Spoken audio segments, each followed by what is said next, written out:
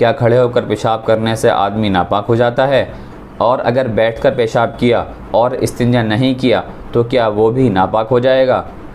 بلا عذر کھڑے ہو کر پیشاب کرنا یہ مکروہ ہے۔ یہ مروت، وقار اور اسلامی تہذیب اور آداب کے بھی خلاف ہے، اور آدمی جب کھڑے ہو کر پیشاب کرتا ہے تو پیشاب کرتے ہوئے کپڑوں کے اور بدن کے ناپاکی میں ملوث ہونے کا خطرہ اور اندیشہ بھی ہے، اور بلا عذر نبی کریم صلی اللہ علیہ وسلم نے کھڑے ہو کر پیشاب کرنے سے منع فرمایا ہے۔ اور جب آدمی کھڑے ہو کر پیشاب کرتا ہے تو اس کی چھینٹیں بدن پر لگتی ہیں، اور پیشاب کی چھینٹیں لگنا یہ قبر کے عذاب کے اسباب میں سے ہے۔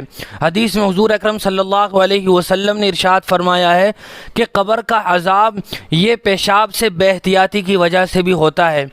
اور آج کے زمانے میں چونکہ کھڑے ہو کر پیشاب کرنا یہ غیر مسلموں کا شعار اور ان کی پہچان بن چکی ہے، لہٰذا آج کے زمانے میں اگر کوئی مسلمان بلا عذر کھڑے ہو کر پیشاب کرتا ہے تو یہ مکروہ تحریمی ہے، اور مکروہ تحریمی یہ حرام کے قریب ہوتا ہے، جس کا گناہ یہ حرام کے برابر ہوگا، لہٰذا بلا عذر کھڑے ہو کر پیشاب کرنا ہرگز درست نہیں ہے۔